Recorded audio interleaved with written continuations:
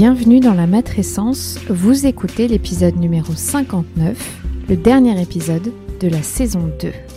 Bonjour à tous et bonjour à toutes.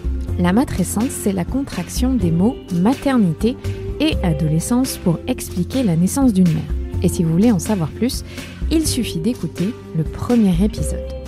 Dans ce podcast, on parle du postpartum, du 4e trimestre, de la joie d'être parent, mais de ses difficultés aussi. Bref, on parle de la vie. La matrescence met en avant des femmes et des hommes qui racontent, expliquent et donnent une autre définition à la parentalité. Je suis Clémentine Sarlat, la créatrice de ce podcast. Je suis journaliste de formation dans le sport, à la télé, rien à voir. Mais je suis aussi professeure diplômée de yoga pré- et postnatal. Et puis surtout, je suis maman d'une petite fille de 2 ans et demi. Je m'appelle Ella. Bienvenue de la matrescence. La matrescence transforme la vie des mères, des pères, mais surtout des familles dans leur ensemble, alors parlons-en. Ici, pas de tabou, je vous propose une conversation intime, remplie d'émotions et d'informations. Si vous aimez ce podcast, n'hésitez pas à vous abonner, à laisser un commentaire et le must à mettre 5 étoiles. J'ai lancé mon site web, n'hésitez pas à y faire un tour pour trouver des épisodes que vous n'avez encore jamais écoutés. Tout y est, clémentinesarlat.com. Le 30 septembre 2019, la vie de la famille de Sandy Tourondel bascule. Sandy est maman de jumeaux, Arthur et Jules. Ils sont nés grands prématurés, mais jusqu'à leurs 5 ans, leur santé n'est pas une source d'inquiétude. Et puis ce 30 septembre 2019, Arthur est diagnostiqué d'un gliome infiltrant le tronc cérébral, un cancer du cerveau extrêmement rare et surtout incurable. Les médecins parlent d'une période de 9 mois à 2 ans avant qu'Arthur ne décède de sa maladie. Le monde de Sandy s'écroule, mais Sandy est une battante. Elle et son mari Alex vont tout faire pour qu'Arthur vive les plus beaux derniers mois de sa vie. Sandy et ses amis créent l'association Les Étoiles Filantes pour que les enfants malades puissent réaliser leurs rêves et notamment rencontrer leur sportif préféré. Arthur a eu la chance de pouvoir passer quelques heures avec Kylian Mbappé. Il y aura d'ailleurs une vente aux enchères en septembre 2020 pour aider l'asso. Allez faire un tour sur leur site, il y a toutes les infos. Cet épisode est plein de vie, d'espoir. Si Sandy raconte une histoire que tout parent redoute, elle lève également le voile sur ce qu'est la réalité d'accompagner un enfant en fin de vie et de gérer un autre petit garçon, Jules, le jumeau d'Arthur. Je vous souhaite une très bonne écoute et merci du fond du cœur à Sandy, à Alex, à Jules et on pense très fort à Arthur.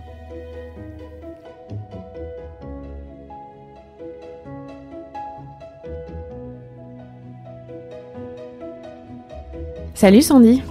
Bonjour Clémentine. Merci beaucoup d'être venue jusqu'à moi, dans ma maison. J'apprécie beaucoup, parce que tu habites un peu loin. Ça fait un peu de route, mais le cadre est agréable, donc c'est très bien. Je précise, tu vas en profiter quand même pour aller faire un petit tour à la plage, donc ça va. C'est pas quand que même. Tu n'es pas venue et pour manger moi. quelques huîtres et crevettes, donc tout va bien. Alors, tu es maman de jumeaux, Arthur et Jules. Est-ce que tu peux nous raconter quand ils sont arrivés? Est-ce que c'était une grosse surprise ou est-ce que tu savais qu'il y avait un risque d'avoir des jumeaux dans ta famille? Alors pas du tout, en fait, il n'y avait aucun risque. Donc dans la famille, je ne savais même pas qu'il y en avait et on en a découvert juste une paire du côté de l'arrière-grand-père de mon père. Donc absolument rien de génétique. Donc c'est vrai que quand on va passer la première échographie, je suis avec mon mari et en fait l'échographe tout de suite retire le truc et parce qu'on m'en avait fait passer une au bout de 1 mois et demi. Alors moi je me disais tiens c'est bizarre, qu'est-ce qu'elle a vu ma gynéco, qu'est-ce qui va se passer donc mais je m'imaginais pas grand chose, je me disais bon c'est pas grave, c'est quelque chose de contrôle, etc. Et là elle remet son appareil et elle nous regarde et elle nous dit félicitations, il y en a 2. Et là il y a 10 secondes où il se passe, dans notre tête, on se regarde. Moi, limite, j'ai les larmes aux yeux parce que je sais pas si je dois rigoler ou pleurer. Et on est sortis, en fait, de l'échographie. On habitait encore à Paris à l'époque et on a fait, 20 fois le tour du pâté de maison en se disant mais c'est pas possible, des jumeaux. Enfin, ça nous paraissait quand même, pour des premiers enfants, quelque chose de on n'y avait pas pensé, quoi. Et donc on s'est dit, allez, c'est parti pour l'aventure, mais ça a été un petit choc quand même au début. Voilà. Ouais, petit, je pense que tu peux le dire comme ça. Ouais. Et surtout qu'en plus, donc tout de suite, on nous dit que ce sont des vrais jumeaux, voilà. Donc c'est monocorial biamniotique. Donc monocorial, c'est un placenta, et biamniotique, 2 poches. Voilà. Donc c'est pas le cas vraiment extrême où ils sont vraiment dans la même poche, mais par contre, ils ont le même placenta. Et donc, au bout d'un mois et demi, on me dit déjà, ça va être une grossesse à risque, préparez-vous, vous allez être très surveillés, etc. Donc, ça pose quand même les bases. Voilà. T'as été à terme ? Pas du tout. Absolument pas, puisque donc on faisait des échographies à peu près, c'était toutes les 3 semaines. Il y avait tout un rituel, et en même temps, en plus, on déménage. Donc au début je suis suivie à Paris, on part à Lyon, donc là je suis suivie dans un super hôpital à Lyon, vraiment on m'avait recommandé plein de gens, donc ça fait partie, on va s'apercevoir que nous il y a beaucoup de gens qui nous ont suivis dans le milieu médical, et là on tombe vraiment sur 2 personnes fantastiques et qui vont nous accompagner parce que ça va être une première épreuve en fait finalement. En fait ils s'aperçoivent que donc Jules, le plus petit, qui deviendra Jules, a son cordon ombilical qui est mal inséré dans mon placenta, et qu'il commence à ne pas grossir. Donc 4 mois, 5 mois, ça commence à être déjà, on nous dit ouais, ça c'est quand même pas bon signe, il faut surveiller ça. Et donc moi je vais être hospitalisée à peu près au bout de 5 mois et demi. À Lyon, à l'hôpital de la Croix-Rousse, et là pendant 1 mois, en fait 4 fois par jour, ils écoutent le cœur des 2 bébés. Et on doit surveiller, et sachant qu'en fait, ils peuvent me faire accoucher à tout moment. Et que le but à ce moment-là, c'est de gagner des jours pour qu'ils aient les 2 le moins de séquelles possible. Donc moi, cette période, je la vis très positivement, dans le sens où je me dis, je leur parle beaucoup, je leur dis, les garçons, on va y arriver, on va s'en sortir, vous allez être en forme. Enfin, je pense que je le vis mieux que mon mari qui est vraiment impuissant, qui peut rien faire en fait dans ce moment-là. Mais moi, je les ai, et je me dis, on va y arriver. Donc, il y a forcément des moments qui sont plus compliqués que d'autres, mais on se prépare doucement à ce que ça arrive quand même rapidement. Donc, ils ont le temps de me faire des piqûres de corticoïdes qui permettent en fait de faire grandir les poumons. Voilà. Et finalement, j'accouche à 29 semaines. Voilà. Donc 29 semaines, c'est 6 mois et demi. C'est des très grands prématurés. C'est donc des grands prématurés, voilà. Donc à la naissance, Arthur fait 1,2 kg et Jules fait 900 grammes, et il va chuter même à moins de 800 grammes. Voilà, donc on est vraiment dans un...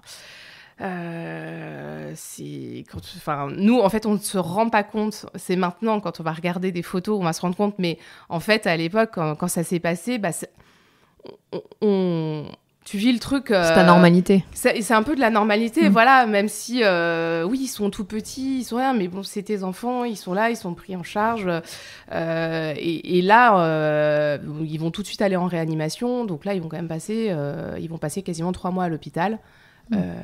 Voilà, en faisant réanimation, soins intensifs, puis néonatalité. Voilà. Ouais, donc déjà, c'était un début de vie où tu as dû gérer du stress. Donc j'imagine que devenir mère, c'est particulier quand on devient mère à travers tout ce médical, quoi. Ah il y a quelque chose de... Alors, je pense qu'à la fois, si j'avais été mère avant, je me serais dit, oui, ça se passe comme ça, il y a toutes ces étapes-là. Finalement, moi, je ne savais pas. Mais il y a des choses quand je suis à l'hôpital, donc en fait, je ne reste pas tous les soirs, on reste pas tous les soirs. Par contre, on va les voir tous les jours. Donc moi, pendant 3 mois, j'y suis allée tous les jours. Je passais du temps avec eux. Donc alors, au début, c'est juste à regarder... une couveuse avec ton enfant qui a des fils de partout, et puis juste pouvoir... on pouvait même pas les toucher. Enfin, on a pu faire du pot à pot au bout de 15 jours à peu près. Mais bon, ce qui était déjà quand même quelque chose. Mais tu te dis, après, tu sors de l'hôpital, et puis moi, je me souviens, j'étais sur un banc à un moment, j'avais fait une petite pause et tout. Et là, je vois une famille sortir avec... la poussette, et puis le papa qui arrive pas à mettre le landau dans la voiture, et puis qui s'énerve sur le coffre parce que c'est les premiers moments, tu sors avec ton enfant, et je me dis, en fait, moi je vais pas connaître ça. Enfin, on va pas connaître ça. C'était vraiment particulier de rentrer chez toi aussi en étant maman, mais d'avoir la chambre de tes enfants vide. Voilà, donc il y a vraiment des passages. Mais d'un côté, moi, j'étais pas forcément j'ai pas eu de cousins, de cousines, mes parents n'ont pas de frères et sœurs, donc j'ai jamais été entourée, on va dire, en famille à m'occuper de ma petite nièce ou de ma petite cousine, etc. Et donc j'avais beaucoup de choses à apprendre en tant que maman, et finalement toute la partie, alors pas réanimation et soins intensifs, parce que là c'était vraiment, ils avaient besoin d'appareils pour vivre, mais quand ils sont passés en néonatalité, et moi, je suis sortie de la néonate, je savais tout bien faire, quoi. C'était un petit peu un apprentissage de il a de la fièvre, prendre un bain, enfin, voilà. Et donc, alors, on aurait pu s'en passer, hein, mais en tout cas, voilà, j'en retire au moins cette expérience d'être rentrée à la maison et finalement d'être un peu sereine par rapport à tout ce qu'il fallait faire. Voilà. Et comment est-ce qu'on vit une matrescence quand on a des jumeaux pour la première fois ? Est-ce que tu as eu la sensation que c'était un tourbillon très fort, ou le fait qu'il y a eu la néonatalité et ces 3 mois pour te préparer, t'as pris ton rythme beaucoup plus facilement ? J'ai pas pris le rythme facilement parce qu'en fait ça n'avait rien à voir, puisque j'avais beaucoup d'aide en fait à l'hôpital, et c'est vrai que quand ils sont rentrés à la maison, ils sont rentrés à 4 jours d'écart. Ah oui, ils rentrent pas ensemble. Oui, mais alors pour la petite histoire, en fait Arthur aurait pu rentrer 1 mois avant. Et en fait, il a attendu clairement son frère. C'est-à-dire qu'il y avait pour rentrer à la maison, il faut pouvoir boire 3 biberons de tant de centilitres par jour, etc. Et en fait, à chaque fois qu'on disait, et ça c'est pendant 3 jours à peu près, et chaque fois que tout le monde disait, c'est bon, ça va être bon. Et en fait, pendant une journée, ils ne mangeaient pas. Et en fait, dans leurs expériences, il y a pas mal de sages-femmes qui nous ont raconté que souvent, les jumeaux, ils ont quand même un lien qui est indéfectible, donc ils s'attendent. Et finalement, Jules est rentré 4 jours après, quoi. Donc, et là, par contre, quand tu te retrouves avec les 2 à la maison, là, ça fait quand même quelque chose. Là, c'est le tourbillon. Mais en même temps, c'est un tourbillon dont tu te rends compte en fait plus tard, hein, parce que pendant 1 an, t'es tellement dans l'organisation, dans le... c'était nous, au début, on était à 14 biberons par jour, plus les couches. Enfin, je veux dire, t'es une machine, en fait. Enfin, t'as même pas le temps de te poser la question. Alors si, hein, t'es fatigué, t'as tout ce que tu veux, mais de toute façon, il faut y aller. Alors, on a eu de l'aide. Moi, j'ai mes parents qui habitaient pas loin, donc on a été très aidés, mais sauf que c'est quand même toi, et puis tes parents, et tu t'occupes, la nuit, t'es là, t'es avec eux. Donc c'est au début, ouais, c'est de l'organisation. Tout est organisation, mais tu t'en sors. Enfin, d'un côté, t'arrives à t'en sortir. Tu trouves, quand ils veulent manger ensemble, t'en as un dans les bras, un qui est dans le baby Bjorn, là, comme ça, et puis toi, t'es en train de donner 2 biberons. Enfin, à la fin, t'arrives à donner 2 bibes à la fois. Mais quand tu reviens, enfin, tu repenses à tout ça, tu te dis, mais c'était surréaliste, en fait. Et ça marque. Mais moi, je m'en suis aperçue beaucoup plus tard, hein. Alors, tes 2 garçons grandissent normalement, il n'y a aucun souci. Est-ce que avant cette fameuse date du 30 septembre, c'est ça, 2019, tu as une idée qu'il peut se passer quelque chose pour Arthur, qu'il y a eu des signaux avant, ou vraiment ça tombe à ce moment-là ? Alors, finalement, quand ils sont sortis de la néonatalité, il y avait ce qu'on appelait, nous, à l'époque, des petits détails à régler. Tu vois, parce que quand t'es prématuré, il y a des petites choses. Il y a Jules, c'était des petites hernies inguinales qui a juste fallu ressouder, enfin, pas ressouder, c'est pas... Mais il fallait les rentrer, donc voilà, mais des petites interventions, mais c'était en fait à chaque fois des petites choses, et nous, on se disait, par rapport à ce qui aurait pu se passer, parce qu'on nous avait quand même prévenu, le jour où j'accouche, on nous dit, peut-être qu'il y en a un qui est handicapé, peut-être qu'il y en a un qui survit pas, enfin... Je veux dire, on était sur des choses assez lourdes. Et finalement, donc, quand c'est des petits trucs comme ça, tu te dis, Arthur, ils ont dû lui fixer un testicule. Arthur avait un peu plus de choses que Jules, mais pas de là à te dire qu'il va se passer quelque chose de grave. Parce qu'on nous a jamais dit, ah ouais, Arthur, il faut quand même s'inquiéter, il y a ci, il y a ça. Alors maintenant, après coup, On se dit, c'est peut-être des petites choses qui allaient pas. Par exemple, de chaque côté, il avait les 2 doigts de pied collés. Bon, en soi, rien de grave. Mais ça a été aussi une intervention. Mais là-dessus, moi, je me suis jamais trop inquiétée parce qu'en fait, je suis pas de nature inquiète et je suis pas à me dire... T'avais eu ta dose aussi. Oui. Voilà, donc pour moi, j'appelais ça les petits détails à régler. Et puis à chaque fois, le truc se passait, l'opération se passait, ça se passait bien. Donc pas de signe avant-coureur. Et l'été dernier, on part en vacances, tout va bien, les garçons s'éclatent. Et pour le coup, on rentre des vacances où on se dit « Waouh, c'est cool, c'est la première fois, tu vois, qu'on profite ». Parce qu'il y a quand même quelque chose avec les jumeaux, c'est qu'il y a une grosse frustration de ne pas pouvoir profiter pleinement de tes enfants, puisque quand tu es avec un, tu es toujours accaparé par l'autre, et tu n'arrives pas à donner tout ce que tu veux, en fait, aux 2 en même temps. Là, ils avaient 4 ans, c'est ça ? Ils avaient... ils avaient 5 ans l'été dernier. Ils venaient d'avoir 5 ans. Et donc, ils étaient un peu plus autonomes. Et là, on se dit, c'est sympa. Et puis, tu partages... Là, tu commences à pouvoir partager des moments et qui ne sont pas des moments d'organisation, de manipulation. Voilà. Donc, l'été se passe très, très bien. On fait même le rendez-vous des 5 ans avec la pédiatre un mois avant, enfin début septembre. Donc, en plus, comme c'est des prématurés, ils sont suivis en fait jusqu'à l'âge de 8 ans dans un réseau qui s'appelle le réseau Éclore. Et en fait, ils font des sortes d'analyses par rapport à la prématurité, les traitements qu'ils ont eus au moment où ils sont nés, pour voir en fait les résultats aussi. Donc, ils sont très suivis. Et début septembre, en fait, tout va bien. Voilà. Et il arrive le 20 septembre où mon mari me dit « Tiens, regarde, Arthur, il a la paupière qui tombe. » Et moi, comme d'habitude, pas très inquiète, je me dis, je sais pas, il s'est fait piquer par un moustique, ou tu vois, il est dans la cour de récré, il s'est pris un coup, ça lui fait mal et tout. Donc, je m'inquiète pas trop. Et Alexandre, mon mari, il est kiné, il est quand même dans le milieu médical, il a vu pas mal de choses. Et lui, il a tout de suite un mauvais pressentiment. Voilà. Donc, puis bon, 1 jour, 2 jours, 3 jours, ça passe pas. Donc, on se dit, on va quand même envoyer un petit mail à la pédiatre avec une photo et puis lui passer un coup de fil, etc. Et là, elle nous dit, tout de suite le lundi matin, elle me dit, ouais, il faut quand même, emmenez-le quand même aux urgences pédiatriques, il faut aller voir ce que c'est, etc. Donc, on y va. Et là, les personnes qui nous reçoivent nous disent, écoutez, voilà, ça ressemble. Alors, donc, le nom, c'était un ptosis, donc c'est le fait que la paupière tombe.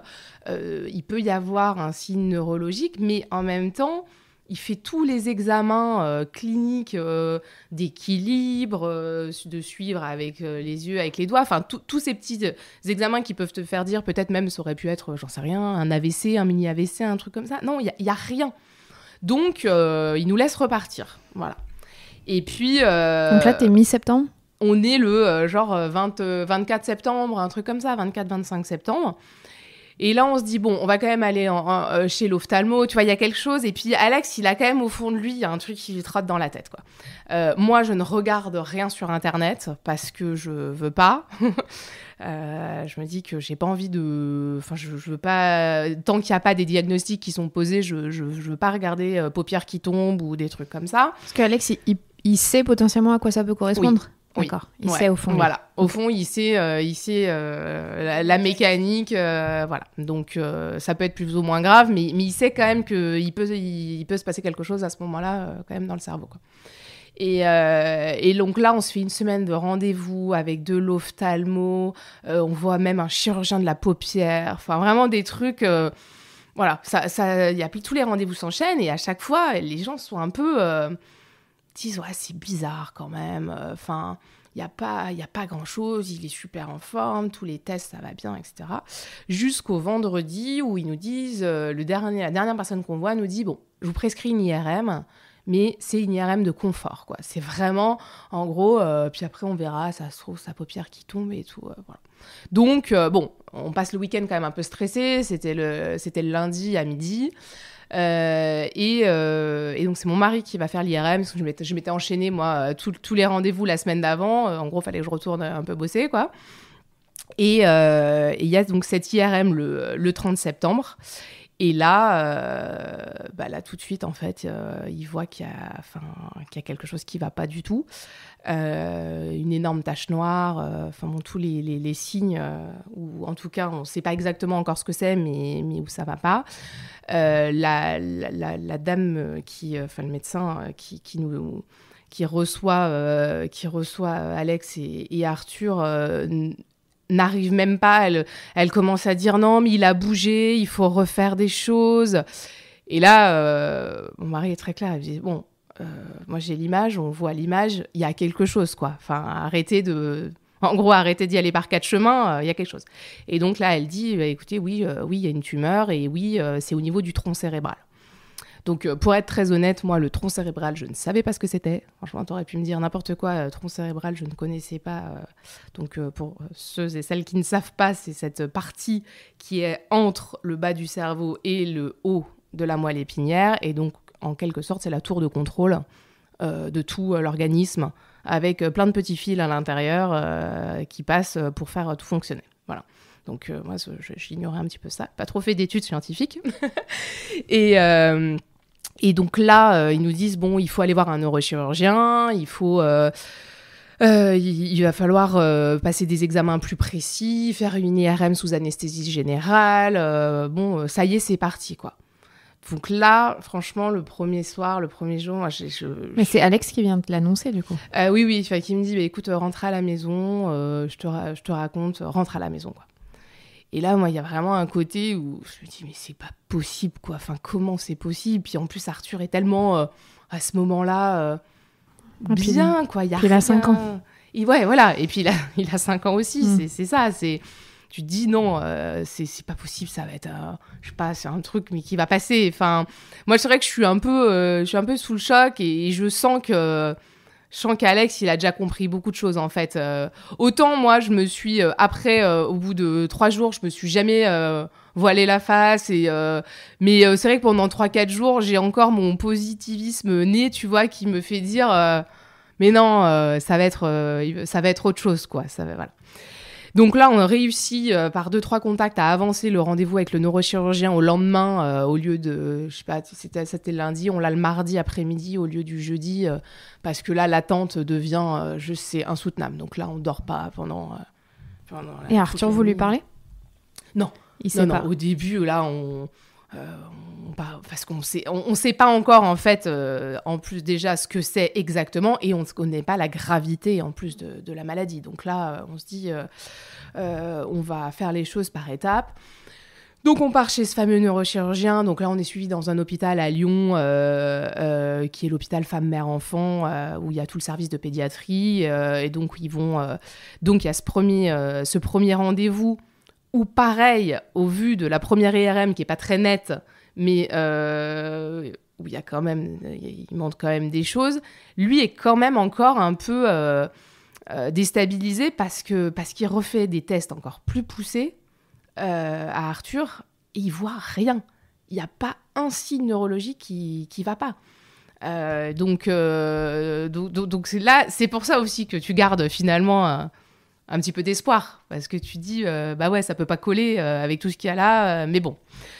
Et donc là, on va s'enchaîner 3 jours de ponction lombaire, IRM sous anesthésie générale, enfin bon, tout le panel il fait plein d'examens. Et puis, il va y avoir, donc après, il nous dit oui, il peut y avoir plusieurs diagnostics, je sais pas trop, faut encore qu'on analyse les images. Et puis bon, fallait qu'il se réunisse en fait avec tous les autres médecins, parce que c'est quand même quelque chose, enfin, comme on apprendrait que c'est quand même quelque chose de très rare, je pense il fallait qu'ils aient la certitude de tout ça. Et donc, c'est le vendredi, voilà, donc il nous convoque pour nous confirmer finalement donc, le pire scénario. Donc là, c'est un moment qui est vraiment très dur, parce que il nous dit ça vraiment trop scientifiquement. C'est-à-dire que à la fois, en fait, au lieu de te parler, ils essayent de te préserver en te disant oui, c'est une lésion de je sais pas quoi, alors qu'en fait, non, une lésion, en fait, c'est une tumeur. Donc, déjà, à un moment, appelons les choses ce qu'elles sont, parce que tu vois, moi, le fait que Alexandre, il ait aussi des notions médicales, et ce qui serait pas le cas de tous les parents. Moi, une lésion, je veux dire, moi, j'en ai pas des connaissances médicales. Une lésion, c'est un petit truc, c'est pas une tumeur. Et donc là, à un moment, on dit bon, ok, parlez-nous franchement. Qu'est-ce que c'est ? Qu'est-ce qui se passe ? Et donc, il nous annonce que c'est cette maladie qui s'appelle donc le gliome infiltrant du tronc cérébral. Donc là, ça fait 2 autres mots non plus que je ne connaissais pas. Hein. Donc là, ça fait beaucoup, ça fait 4 mots. Et donc là, ça tombe et on se dit, ok, qu'est-ce que c'est que ça ? Et en fait, donc maladie, c'est un cancer du cerveau, mais qui est très rare. Voilà, 50 cas en France par an, donc c'est vraiment pas de chance. Et avec une espérance de vie qui est très réduite, puisque ce qu'on appellera nous la petite boule, voilà, pour un peu dédramatiser ce mot horrible. Ces 4 mots un peu violents. Cette petite boule, elle s'infiltre en fait de partout dans le tronc cérébral et en fait n'est pas opérable puisque cette zone ne peut pas s'opérer. Voilà. Et là, il nous annonce tout ça comme si il nous annonçait que demain on allait faire du surf, quoi. Il nous annonce ça sans aucune psychologie brute, avec 12 internes qui sont assis sur un bout de table à te regarder comme ça. Et là, moi je pète un plomb, quoi. Je dis mais c'est à ce moment-là où je me dis mais faut y mettre un petit peu de, je sais pas, un peu d'empathie, un peu de psychologie. Vous nous annoncez quand même un truc terrible, jusqu'à ce que moi ils viennent me taper dans l'épaule en me disant va falloir vous reprendre, hein, madame, parce que ça va être et puis il va falloir manger, là vous êtes toute blanche. Je lui dis écoutez monsieur, voilà, on va prendre le temps quand même de digérer, hein, parce que vous venez quand même de m'annoncer quelque chose de très grave sur mon fils, donc ouais, je vais reprendre des forces, mais là va peut-être me falloir laisser un peu de temps. Donc vraiment, ouais, ce jour-là, ça reste vraiment, voilà, il y a le 30 septembre et puis il y a vraiment ce jour de l'annonce où et heureusement, on en parlait tout à l'heure, on va rencontrer plein de personnes fantastiques qui vont nous aider dans tous les mois qui vont suivre. Et donc moi j'ai envie de retenir ça aussi. Mais par contre, voilà, il faut être préparé parfois à cette dureté de ces gens qui annoncent ça finalement assez régulièrement à des familles et qui prennent pas trop de pincettes, et ça c'est un petit peu compliqué. Voilà. Est-ce que toi, à ce moment-là, tu as conscience qu'il y a une date de fin, comme tu dis, il y a une espérance de vie qui est pas très longue? Est-ce que tu prends conscience que ce cancer, il se guérit pas, ou il te faut beaucoup plus de temps? Non, très vite, on va là pour le coup, on va aller regarder des écrits vraiment sur cette maladie. Voilà, on va aller sur Google, mais comme il n'y a pas beaucoup de choses, c'est vraiment on va dire des écrits. Moi, je voulais pas tomber dans le truc, aller voir des forums, des choses comme ça. Là, voilà, on va aller chercher des choses concrètes sur la maladie, et on le sait, on sait que ça peut être très rapide. Je crois que la plus grosse espérance, c'est à peu près 2 ans, donc, et que la moyenne est de 9 à 12 mois. Donc voilà, là tu dis, ok, on rentre dans un truc, mais à partir de ce moment-là, on se dit, ok, ça va se finir, mais par contre, on va tout faire pour que ça soit...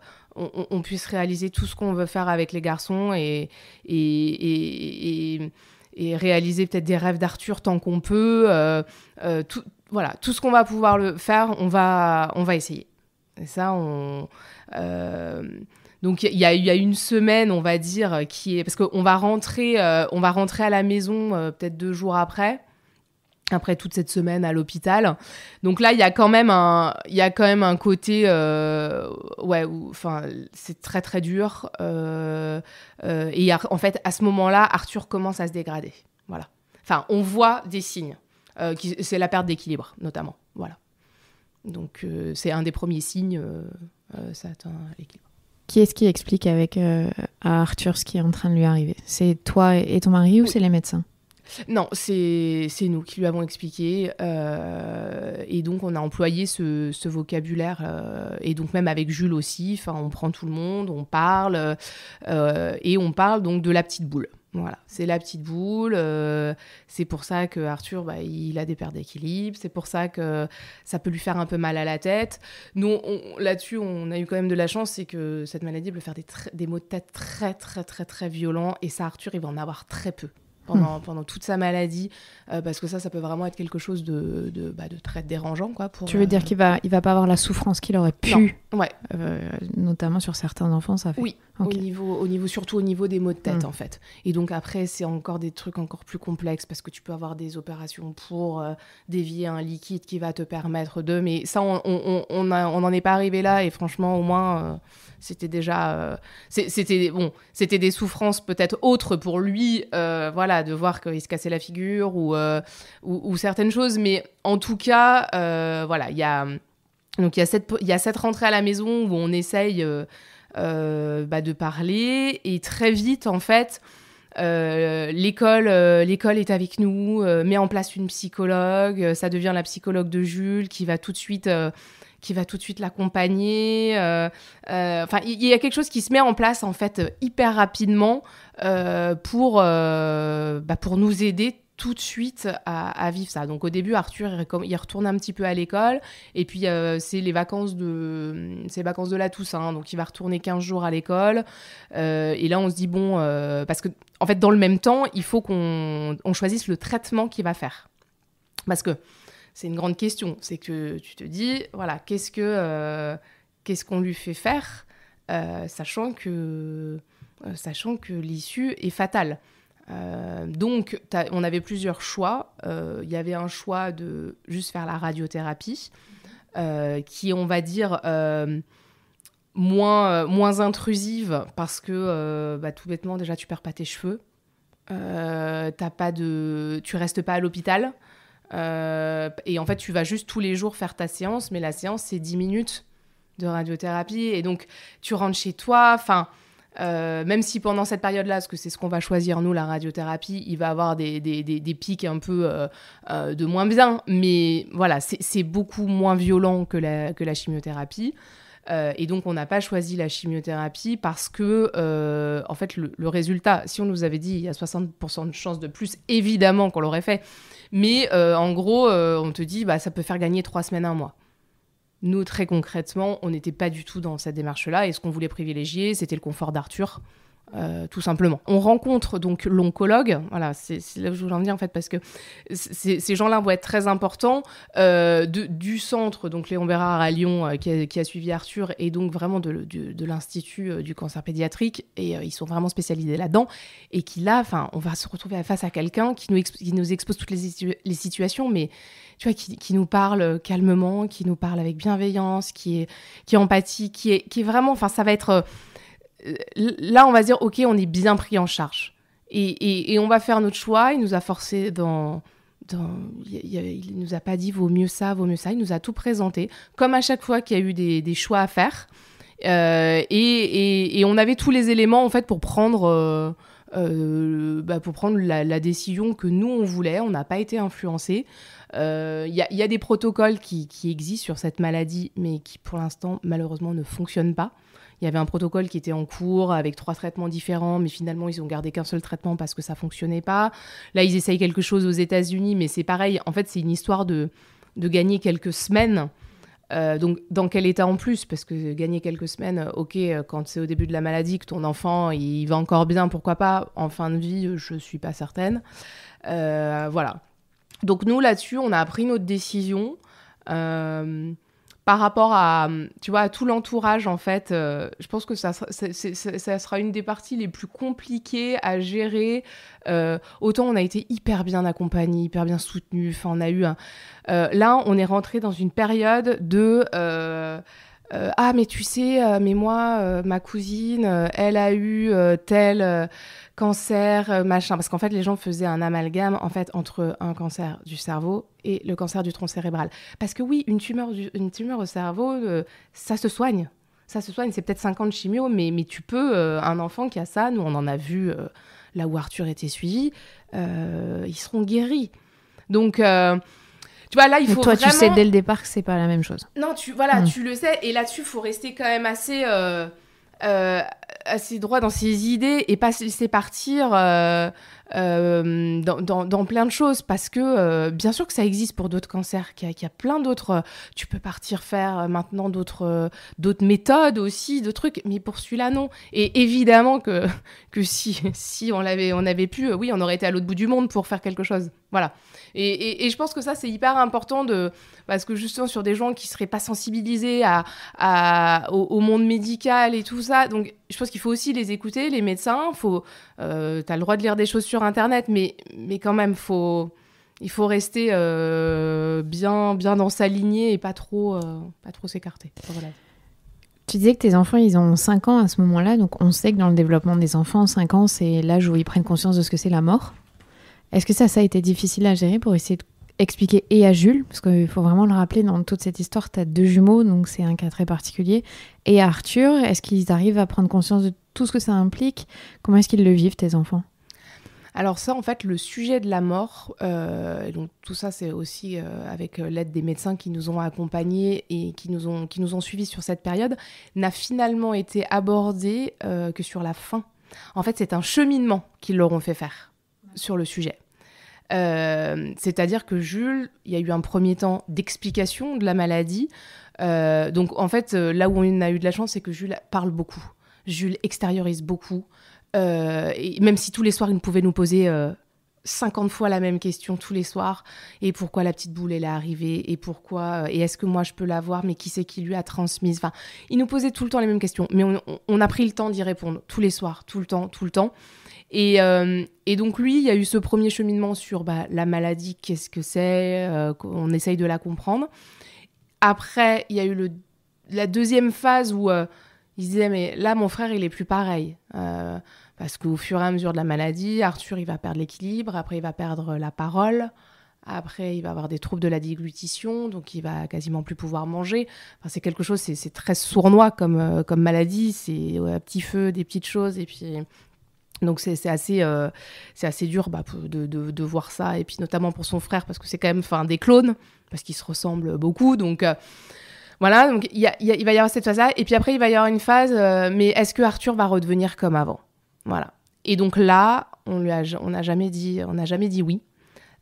Mais le sujet de la mort a été abordé que très tardivement, parce que ils commencent à en entendre parler, mais ils ont au niveau de l'espace-temps, ils sont pas du tout. C'est comme ce que tu leur dis, t'as un anniversaire samedi, le lundi, à partir du lundi, c'est quand l'anniversaire de mon copain?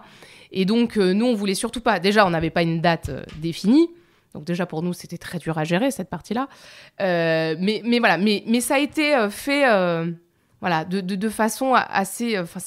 ça s'est bien enchaîné, en tout cas, pour Jules, parce que déjà, on lui a jamais menti. Et on lui a jamais dit, ton frère, il restera là tout le temps. Donc, je pense que lui aussi, au fond, se préparait, puis avec sa psychologue aussi. Et par rapport à Arthur, c'est pareil. Arthur... en fait, lui, il avait des phases où il se rendait compte...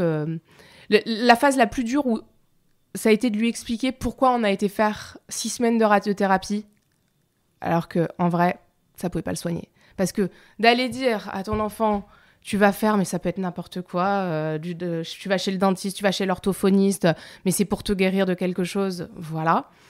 Par contre, là, pour la radiothérapie, après ça, ma petite boule va s'enlever.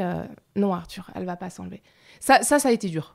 Ça a été ces 6 semaines. Alors après, on a essayé vraiment de les rendre un peu joyeuses, parce qu'il fallait, même pour nous, je veux dire, c'était un rituel. Il fallait, tous les jours, t'as ton taxi qui arrive en bas de la maison, qui t'attend. Tu vas faire ça, t'arrives dans une salle, il y a un protocole, ils lui mettent un masque sur la tête. Enfin, c'est très dur pour un enfant, toutes ces choses-là. Et en fait, comme Arthur adorait les super-héros, donc on a vraiment joué sur le côté super-héros. Donc tous les jours, il arrivait déguisé. Donc là, on a épuisé le stock de déguisement, tu vois. Mais il y avait un côté, on rendait un peu le moment un peu plus joyeux. Et en fait, ils ont un masque, donc puisque les rayons doivent toujours se faire au même endroit, et les infirmières là-bas lui avaient fait un masque de Spider-Man. Donc il enfilait sa cape. On inventait plein d'histoires. Il y a sa Jojo la panthère, c'était une panthère, tu vois, mais géante, mais énorme, qui avait été offerte par une de ses petites copines d'école, qui nous a suivis tous les jours, donc jusqu'à chaque fois qu'il a été à l'hôpital, à chaque fois qu'il a fait la radiothérapie, on arrivait avec Jojo dans les bras, Arthur dans le taxi avec les bagages, le machin. Mais ça a été, tu vois, c'est des petites choses, mais en fait ça t'égaye un peu le quotidien, parce qu'après à l'hôpital tout le monde nous reconnaissait avec Jojo la panthère, c'était la panthère d'Arthur, et voilà, c'est plein de petites choses, mais finalement parce que tu te raccroches à essayer de rendre un peu la vie un peu plus heureuse par rapport à ça. Voilà. Donc, S'il y a un des trucs, je pense, quand on devient parent, qui est le plus difficile, c'est de voir son enfant souffrir. Comment est-ce que toi, en tant que maman, t'arrives à passer au-dessus de ça et comment est-ce que tu le vis ? Est-ce que ça te déchire le cœur ou tu tiens parce que il faut tenir, parce que ton fils, il est là et qu'il a besoin de toi ? Alors, comme je te disais tout à l'heure, c'est vrai qu'il n'a pas eu ces maux de tête très violents où vraiment, les seules crises qu'il a faites, oui, ça me déchirait le cœur de le voir comme ça, où je le sentais souffrir. Là, en fait, c'était un peu plus insidieux, c'est-à-dire que c'était psychologique, en fait, finalement, parce que lui se rendait compte. On a essayé j'ai essayé d'aller à l'école avec lui un petit peu. Alors, les enfants ont été très bienveillants dans sa classe parce que les maîtresses, elles ont fait un travail vraiment, mais fantastique. J'ai vraiment, je les ai remerciées, on les a remerciées, mais 1000 fois en fin d'année, parce que du début jusqu'à la fin, elles ont préparé, tu vois, les élèves et tout ça. Mais toi, c'est sûr que tu vois ton fils en difficulté quand dans la cour de récré avec les autres enfants, oui, ça te fait mal, mais en fait, on essayait, à ce moment-là, on essaye aussi de se dire, on va faire des trucs fantastiques pour lui. On va lui demander quels sont ses rêves, on va lui demander... et ça va aider un petit peu à moins souffrir, en fait. Et c'est de là, en fait, où est un petit peu partie aussi l'idée de l'association, etc. Voilà, c'est un peu aussi pour ça. Alors, tu vas nous en parler. Tu as créé cette association Les Étoiles Filantes. Tu as pu mettre en stand-by ton travail, en tout cas pendant une petite partie, ou gérer tout ce qui s'est passé dans votre vie. Et cette asso, elle est géniale parce qu'elle aide à réaliser les rêves et à travers le sport. Quelque chose qui, toi et moi, qu'on a en commun. Tu t'es dit, à partir de quand est-ce que tu t'es dit, il faut que je crée quelque chose à travers cette expérience qui est très douloureuse, il faut en faire ressortir quelque chose? Alors en fait, il y a une première phase où tout de suite, au mois d'octobre, en fait, là on se dit quels peuvent être les rêves d'Arthur. Enfin, on demande à Arthur et il nous dit tout de suite, moi, c'est rencontrer Kylian Mbappé. C'était vraiment... C'est bizarre. Voilà. On sortait de la Coupe du Monde, tout ça, voilà. Et en fait, très très vite, ça se fait... Là, on parle même pas d'association. Au début, c'est donc grâce à mes contacts, Parce qu'on dit tu travailles dans le sport, hein. Voilà, je travaille dans le sport. Avant, j'ai travaillé aussi à Paris avant dans le sport, donc il me reste quand même quelques contacts là-haut, et on arrive à faire ce moment en fait super privilégié avec Kylian Mbappé et avec aussi les autres joueurs du PSG, et on va passer 4-5 heures au parc. Et ça c'est quand? Et ça c'est fin octobre. Donc il a pas commencé encore la radiothérapie. On est vraiment. Et donc il est bien. Il est bien. Il commence à perdre l'équilibre, mais bon, mais on sent que ça se dégrade et tout, et où tu te dis, ok, ça va aller très vite. Et donc ce moment-là, il va être aussi important pour les deux, pour Arthur et Jules, parce que vraiment cette rencontre, elle va les accompagner pendant toute la maladie. Je crois qu'il n'y a pas une journée où il n'y en a pas un des deux, parce que Kylian a offert des maillots, des choses comme ça, où ils n'ont pas été habillés, il y en avait un qui avait quelque chose, où il parlait de ça, et ça les a quand même, ça les a transportés. Et c'est beau, c'est vraiment un moment, donc là c'est vraiment le début où tu te dis, ouais, il peut se passer des choses, vraiment des jolies choses, parce que, voilà, tout ce jour-là, il y a même des gens du PSG qui l'ont dit après à une de mes amies qui nous avait organisé en disant, ce jour-là, on a vu un peu d'humanité, en fait, dans toute cette journée. Et c'était vraiment beau. Et Kylian, là-dessus, a été... Enfin, je veux dire, il les a pas vus qu'une fois. Il a joué au ballon avec eux. Il leur parlait. Enfin, ouais, c'est un moment... Enfin, pour des enfants de 5 ans... Alors, c'est fantastique, quoi, de voir... je pense que même des adultes de 20 ans, 30 ans, tu vois, il y en a qui... les adultes, voilà, c'est sûr. Donc, on gardera vraiment un beau souvenir. Et donc là, ouais, on se dit, OK, il faut qu'on fasse des choses, on veut les faire, Arthur a des rêves, on a des contacts et tout ça. Mais attends, juste 2 secondes, à ce moment-là, est-ce que tout de suite, au travail, tu te mets en stand-by ou ça vient après ? Alors, oui, tout de suite, parce que, et ça, c'est vrai que c'est important à le souligner, parce que j'ai rencontré 2-3 familles pendant qu'on était à l'hôpital où c'était beaucoup moins simple, et je me suis dit, waouh, là-dessus, t'as de la chance. Enfin, tu vois, c'est aussi ça, c'est le gros message de tout ça, c'est de se dire, OK, c'est terrible ce qui nous est arrivé, mais on a eu quand même il y a des choses qui se sont passées qui sont vraiment belles. Et donc, aujourd'hui, moi, je travaille chez Rossignol, les skis. Et en fait, tout de suite, ils ont mis en place une collecte de congés pour les salariés avec enfants malades. Et là, c'est là où on a vu toute la générosité de mes collègues de travail, que je remercie encore, puisqu'ils m'ont donné 310 jours de congés. Et ça, c'est du luxe, parce que je pouvais m'occuper d'Arthur sans avoir à penser au fait que j'aurais pas mon salaire à la fin du mois, sachant que mon mari en plus était en libéral. Ça, c'était quand même un souci, donc ça nous en enlevait quand même un, et voilà. Et donc tout de suite, tu as pu te mettre en marche et penser à cet assaut, et penser à Arthur, et qu'est-ce qu'on va faire pour Arthur, parce qu'on savait que ça serait court et qu'il fallait vraiment se dépêcher. En fait, c'est mes copines ces 3 mamans de l'école, en fait, qui commencent à me dire, tu voudrais pas qu'on fasse quelque chose, parce que moi, ça fait 1 mois qu'on a appris ça. J'ai certes envie d'être dans l'action, mais j'y ai pas encore pensé. Et au début, quand elles m'annoncent ça, je leur dis, mais attendez les filles, oui, pourquoi pas, mais au début, je ne sais pas. Il y a tellement de choses qui se passent. Et je pense en fait au côté administratif. Je ne sais pas pourquoi. Le premier truc que je pense, je me dis, non, mais attends, va falloir faire des statuts, un avocat, trouver des trucs. Enfin, bon, tu sais pas trop. Tu te dis, bon. Et là, elle me dit, mais attends, si tu veux vraiment, enfin, nous, les choses administratives, on s'en occupe, quoi. Enfin, c'est pas ça. Et en fait, après 2 jours de réflexion, me connaissant dans ma vie personnelle et ma vie professionnelle, et en ayant un peu toujours été dans l'action, je me suis dit, oui, c'est clair que, allez, on y va.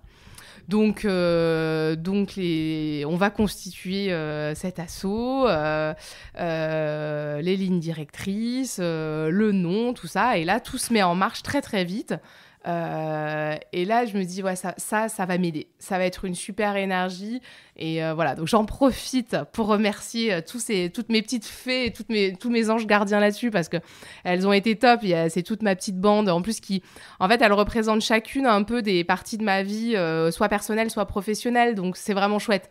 Et voilà, donc on a les mamans de l'école, voilà, donc Elisabeth, Perrine et Dorothée qui ont été aussi à l'initiative de tout ça. Et après, il y a mes amies de Paris, Marine et Mélodie, et aussi mes copines de Rossignol, donc Claire et Laurie. Voilà, donc ça fait un beau mélange avec plein d'énergies différentes, et chacune amène sa petite patte à l'asso. Et donc l'asso est officiellement né le 5 décembre 2019. On a fait un dîner de lancement dans le village, en fait, où les garçons sont scolarisés. Voilà, il y avait 80 personnes. En plus, on est quelques-unes à avoir un peu d'expérience dans l'événementiel et les médias et tout ça. Donc, on avait vraiment fait le truc avec le dévoilement du nom, une sorte de mini conférence de presse, tout ça. Donc, voilà, on a fait cette belle soirée. Et là, l'asso était lancé. Et c'était clair pour toi que tout de suite, sur cet asso, c'était en lien avec le sport, pour aider les enfants à rencontrer leurs idoles? On s'est donné pour l'asso 3 buts. Donc, il y avait on avait mis trois silos. Donc, le premier, voilà, donc de réaliser les rêves des enfants. Aujourd'hui, donc nos contacts sont quand même plutôt sportifs, évidemment.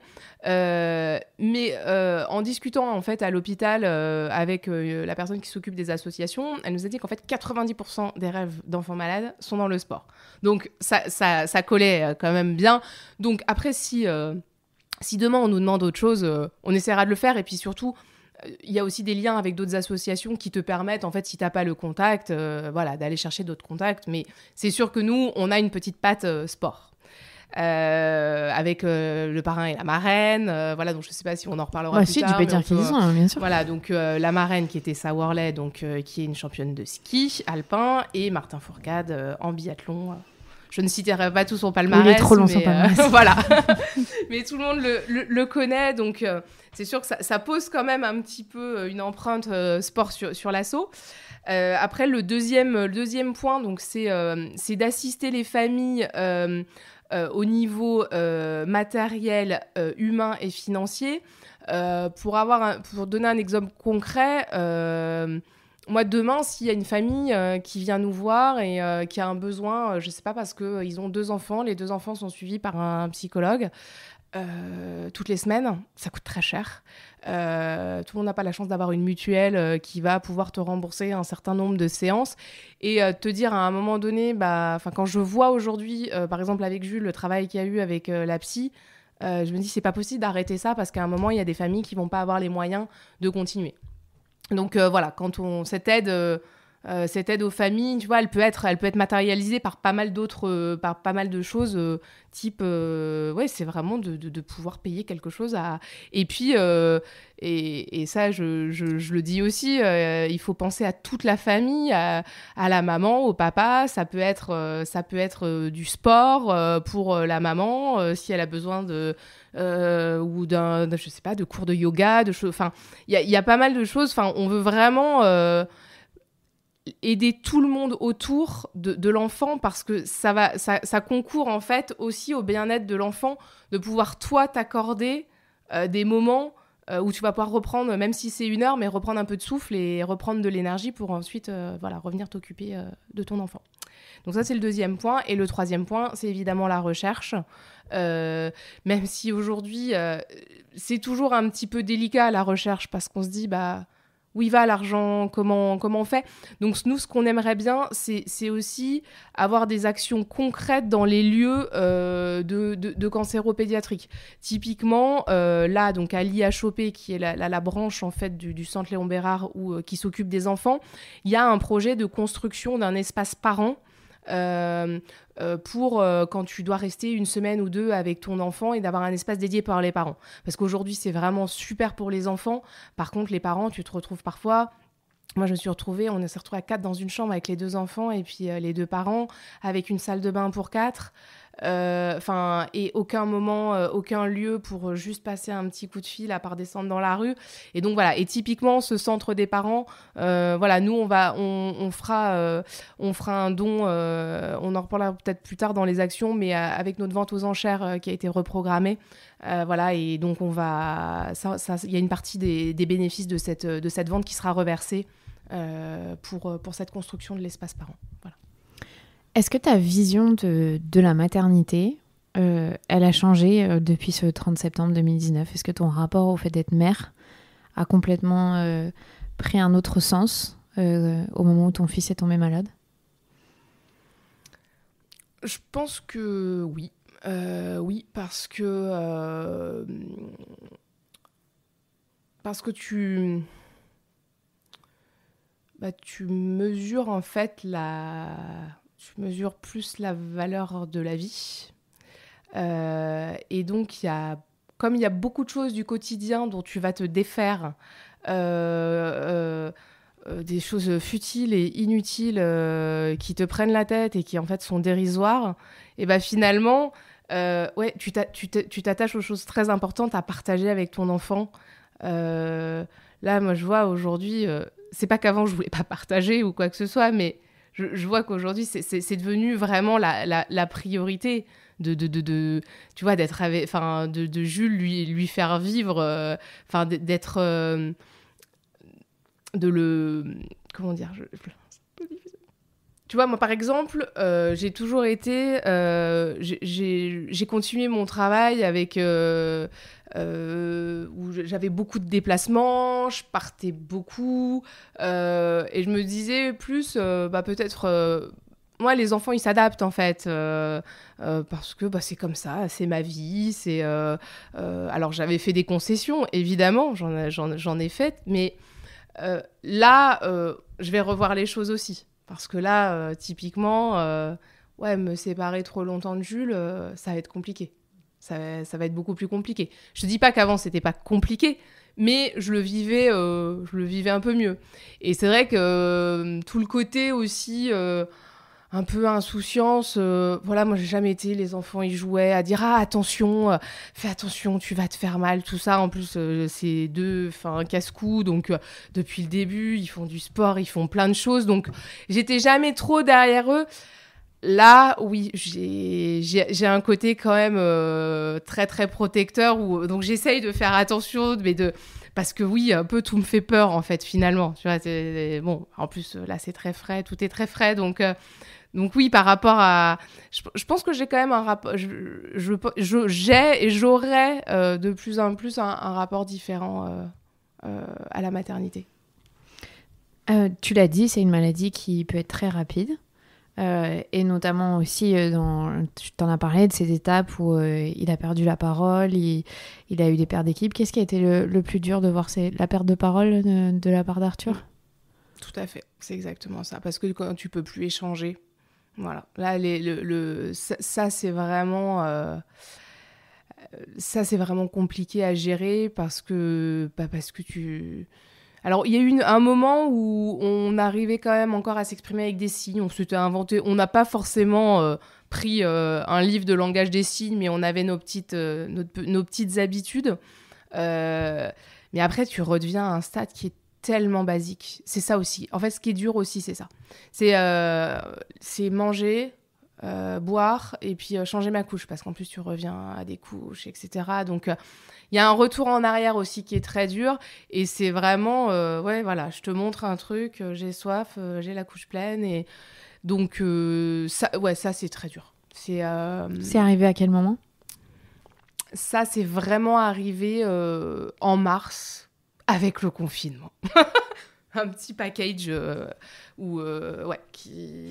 parce que jusque-là, en fait, c'était des phases. Parce qu'on a quand même eu une phase un tout petit peu meilleure de mi-janvier à fin février.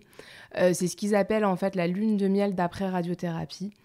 Et donc, ça intervient entre 4 et 6 semaines après la fin de la radiothérapie. Où là, on a quand même vu une amélioration, une petite amélioration. Donc là, pareil, sans se dire... on nous avait parlé de cas d'enfants qui, pendant 6 mois, redeviennent quasiment normaux. Voilà. Je ne sais pas si j'aurais voulu vivre ça, parce que je pense que là, c'est une double peine de dire « Ah bah en fait, ok, je me suis préparée au fait que l'issue, elle est fatale. Ah bah finalement, pendant quelques mois, il redevient un petit peu... normal, un petit garçon, et ça va se redégrader. Je sais pas. En tout cas, ce qu'on s'est dit pendant ce mois et demi, là, on a fait plein de choses, mais vraiment plein de choses. Et ça, tu vois, il y a pas de regret, parce que on lui a fait faire des milliards de choses. Il a reskié, parce que lui, c'est un fan de ski, comme sa maman. Et comme son frère, nous on allait au ski tous les week-ends, enfin ils adorent ça, et donc il a reskié. Alors c'était certes dans un fauteuil, et donc il y a eu une grosse frustration pour lui, mais peu importe, on l'a fait, il a pu ressentir un peu les plaisirs de la glisse pendant 1 heure. Donc après, il y avait des choses de sa maladie qui lui ont permis de pas profiter, tu vois, au niveau des vertiges, des pertes d'équilibre, ça lui faisait des choses un petit peu bizarres, mais on a partagé finalement un dernier moment sur les skis, tous les 4 en famille, et ça, c'est quand même beau quand on connaît en plus notre passion. Voilà, tous les gens qui nous connaissent, ils savent que c'est quelque chose qui nous porte, donc voilà. Et après, on a fait... c'est là avec l'asso, donc c'est ça qui a été top, où mes amis ont essayé de chercher pas mal de choses, et donc en tout cas du côté de Lyon, mais je pense que de partout en France ça pourra exister. Il y a plein de choses qui sont faites pour ces enfants-là qui ont des maladies quand même très rares. On a fait de l'équithérapie. Et c'était top, c'était Justin, le cheval, ce gros cheval Justin au début qui est très impressionnant, et finalement il a passé des moments top avec lui. Il a fait du yoga, on avait trouvé une super prof de yoga qui tout de suite, tu vois, enfin, il y a eu un vrai feeling, quoi, et elle m'a dit je le prends tout seul. Elle lui adaptait ses cours, donc c'était voilà son cours du mardi. On avait aussi en fait essayé de re-rythmer les semaines. Parce que ça, les médecins nous ont beaucoup aidés là-dessus. Il y a un moment, ta vie tourne autour de la maladie, tout le temps. Et puis l'infirmière qui va passer. Et donc, en fait, c'est juste à un moment d'essayer de retrouver un tout petit peu de normalité en dehors de... Et que tout ne tourne pas autour de la maladie. Parce que ça, c'est hyper épuisant, en fait. Même pour toi. Donc, oui. Pour arriver à redonner de l'énergie. Il y a un moment, il faut que tu essayes juste de penser de temps en temps un petit peu à autre chose, même si c'est omniprésent. Mais, voilà, je me souviens d'une discussion, tu vois, c'était le 31 décembre, les médecins étaient venus à la maison, parce que donc on rentre là dans un processus qui s'appelle l'HAD, qui est l'hospitalisation à domicile, où donc là, c'est vraiment, les médecins rentrent dans ton intimité, ils viennent, ils sont chez toi, dans ton canapé, et ils font après partie de ta famille et de ta vie, quoi, tout le temps. Et là, à ce moment-là, Arthur allait pas bien, et là, moi, vraiment, ça a été un déclic. Là, il a dit, faut re-rythmer, en fait. Il dit, par contre, ce que vous allez faire pendant 15 jours, peut-être que dans 15 jours, avec l'état d'Arthur, il va falloir le rechanger. Mais n'empêche, c'était pas grave. Moi, à ce moment-là, je me suis mise à faire de la boxe. J'avais mon cours de boxe, j'avais mon truc, ça me donnait un objectif. Arthur faisait ses séances, ces trucs-là de yoga, de cheval. Et ça aide de faire ça. Ça, c'est quand même quelque chose...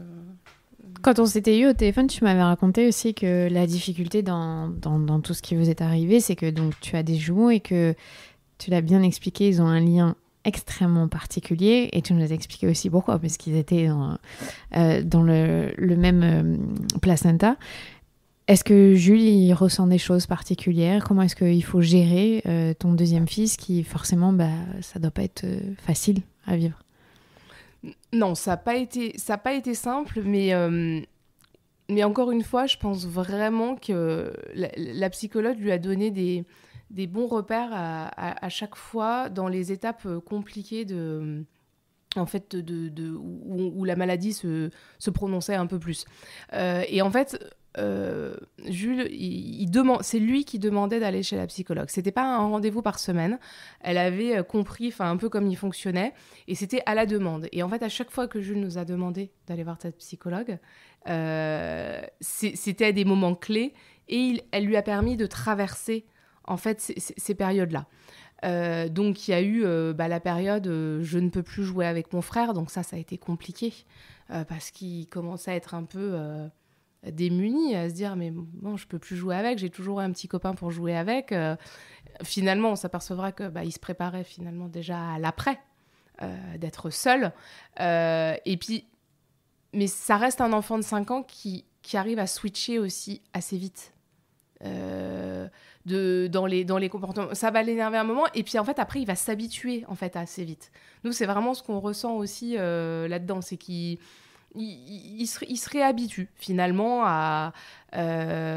Donc après, quand son frère allait un peu mieux, évidemment, il jouait un petit peu plus avec lui. Mais est-ce que tu avais la sensation, par exemple, que quand Arthur allait moins bien, Jules allait moins bien, quand qu'ils suivaient le rythme, ou ils avaient chacun leur rythme ? En fait, Jules, à un moment, il s'est un peu détaché de tout ça. Et nous, on a essayé aussi de lui faire des choses à côté. Alors, de pas tout couper, mais que lui, à un moment, on s'est dit, à un moment, Arthur allait pas trop mal, donc on a pu le laisser un week-end à mes parents, et puis on est partis tous les 3 aussi. Ça a été, Jules, tu vois, ça reste un souvenir... Voilà, c'était son week-end avec son papa et sa maman, dans un contexte justement un peu hors maladie et tout ça, et ça avait été... Voilà, ça reste des beaux moments, donc On a essayé, après on l'a emmené aussi sur des choses qu'on a faites, voilà, on a fait du Euro Disney, on a été voir le Père Noël en Laponie aussi, enfin tu vois, on s'est quand même mis des petites missions, mais c'est pareil, on regrette pas, hein, bon, quand tu dis, voilà, parti avec un enfant malade au fin fond de la Laponie, voilà, mais c'était magnifique. C'est très beau, Rovaniemi. Ouais, c'est un très beau village. Il y a plein de... ça restera, enfin, puis aller voir le Père Noël, donc voilà, pour des enfants c'est quand même une symbolique importante, et puis et on a terminé, et longtemps on s'est dit bon, est-ce qu'on le fait, on le fait pas, on le fait pas, tu te poses toujours des questions, est-ce qu'Arthur ça va aller, l'avion, et en fait on a eu le go des médecins et on est parti donc la dernière semaine de février au Maroc, à Marrakech, avec ses copains, des copains de la classe, et franchement, enfin, il faisait beau, les enfants se sont baignés, Arthur pouvait encore se baigner parce que ça s'est dégradé après, quoi, tu vois. Et donc, ça a été la dernière semaine un peu une parenthèse enchantée. Et ça, pour tous, ça restera, voilà, son meilleur copain Gaspard, c'est les parents, enfin, avec qui on est très amis. Voilà, on a partagé. Tu vois, dans tout ça, c'est aussi ça, moi, je retiens. Ça, c'était un beau moment. Bien sûr qu'Arthur, à ce moment-là, c'était compliqué, fallait être là et tout, mais lui, on a senti qu'il se transcendait. Tu vois, il arrivait quasiment plus à marcher, mais c'est pas grave, il essayait avec les copains de se lever, de marcher. Donc, ouais, il y a des moments, c'était dur, il disait, ah, machin, là, il s'occupe pas de moi, mais ça, faut l'accepter aussi. Et puis se dire quand même qu'au fond, il passe quand même des super bons moments parce qu'il n'est pas à l'hôpital et qu'il est avec nous. Donc voilà. Comment est-ce que tu comprends que ce sont les dernières semaines qui arrivent là ? Qu'est-ce qui se passe à la fin de la vie d'Arthur ? Donc après cette période de lune de miel, donc très vite, ouais, on va sentir que c'est de moins en moins bien. Mais c'est ce que nous disent les médecins. Et au début, ça te fait un peu peur parce que toi, tu crois qu'en fait, tu crois que c'est un peu la fin. Mais en fait, on te dit, mais non, mais là, il va très bien. Ah. Et là, vraiment, enfin, j'en rigole, mais t'as un côté où tu te dis, mais ça va être quoi, en fait ? Parce que ça va vraiment être le truc qui va te rester dans la tête en disant, mais qu'est-ce que ça va être, en fait, la fin ? Qu'est-ce que...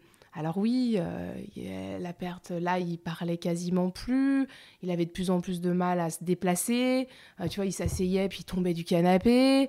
Il est plus autonome, etc.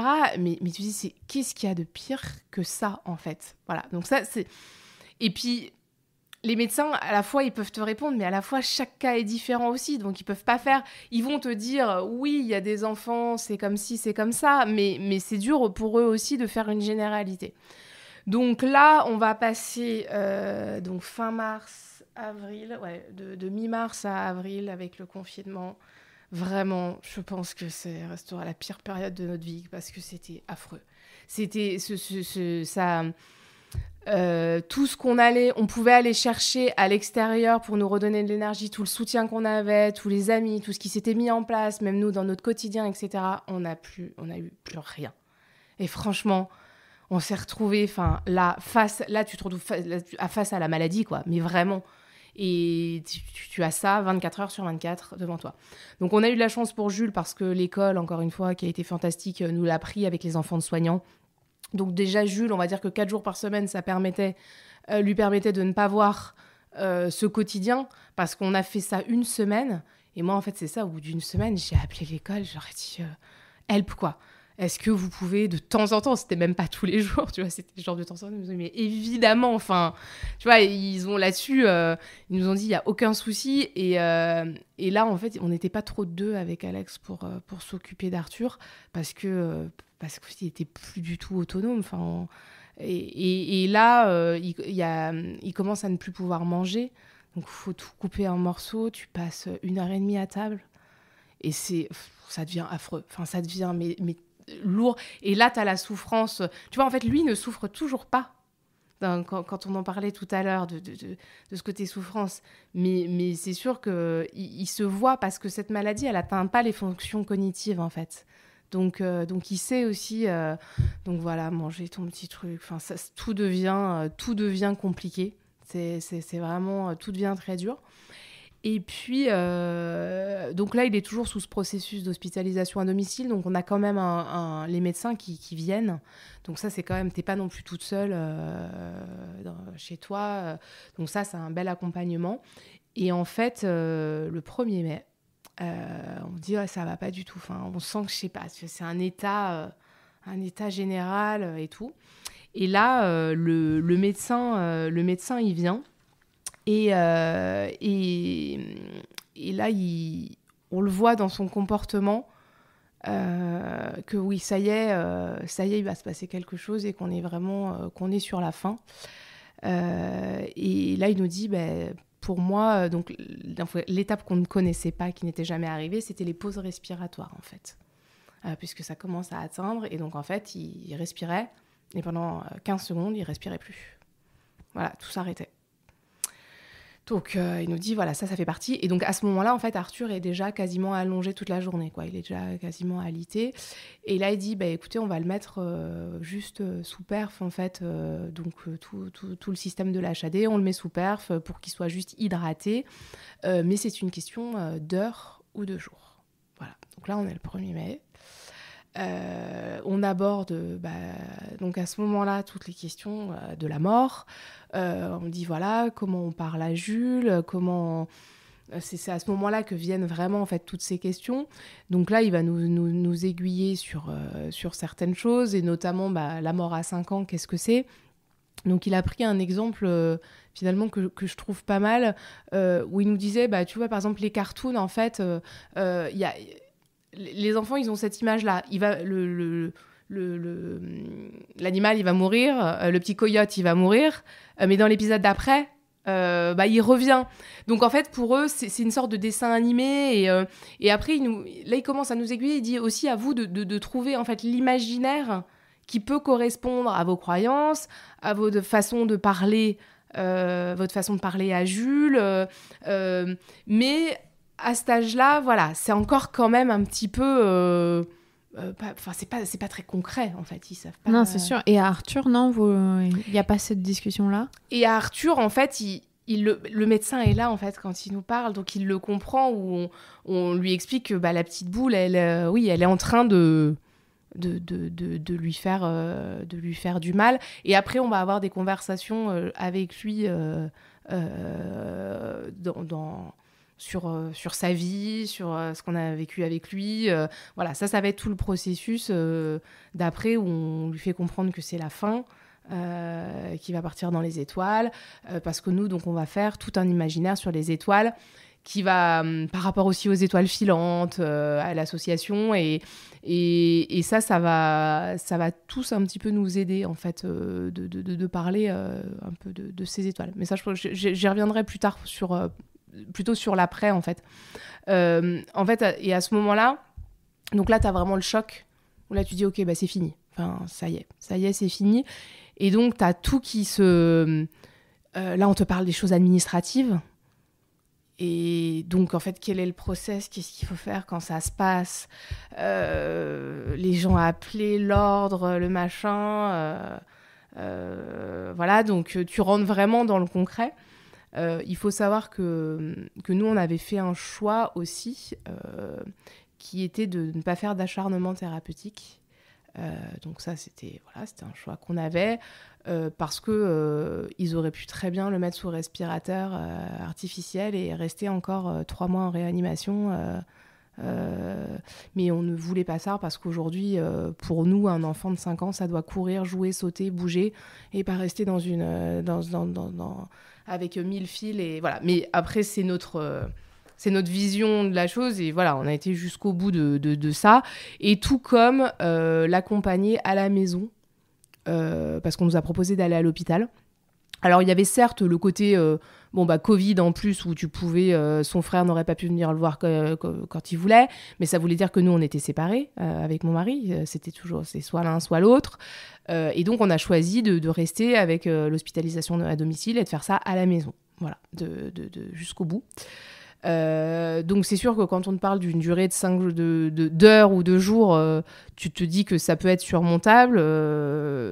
Ça a duré un peu plus de temps, donc ça a été aussi un paramètre un peu compliqué à gérer. Et en fait, pendant cette période-là, donc on va faire, mes amis vont s'occuper, mes copines de l'asso, de tout ce qui est administratif, d'aller aux pompes funèbres, de choisir des choses improbables, enfin tu vois, d'avoir des conversations avec tes copines. Tu dis que jamais dans ta vie tu peux te dire que tu peux avoir ce genre de conversation, de choisir la couleur du cercueil de ton fils. Enfin, c'est des choses qui sont improbables. C'est même irréel. Mais ça te met, si tu veux, dans le... tu dis, voilà, de toute façon, il faut faire ces choix-là. Et au moins, quand ça arrive, ça sera fait. Voilà. Et donc, elles nous ont déchargé de toute la partie administrative. Et nous, à partir de ce moment-là, on a passé outre les règles du Covid. Et les gens qui voulaient venir voir Arthur sont venus voir Arthur, nos amis. Et vraiment, on a passé des moments de partage, mais incroyables à ce moment-là. Toi, c'était... Parce qu'on savait, en plus, qu'avec le Covid, on ne pourrait pas avoir tout le monde à la cérémonie, qu'on allait être limité là-dedans, etc. Et donc, nos amis les plus proches, ils sont venus, ils étaient là, on était autour d'Arthur, et c'était presque beau, parce que puis tout le monde a pu lui parler, puis on a pu échanger autour de tout ça, ça restera quand même des beaux moments autour de lui. Et donc, 1 heure ou quelques jours, ça s'est transformé en 27 jours, puisque Arthur est décédé le 27 mai. Et là, ça a été... je sais pas, le temps devient... tu te dis que tous les jours, ça peut arriver. Donc, en plus, tu te dis que ça peut arriver la nuit, le jour, tu sais pas quand, en pleine nuit. Tu dors plus. Non, tu sais plus. Alors, nous, donc là, on dormait avec lui.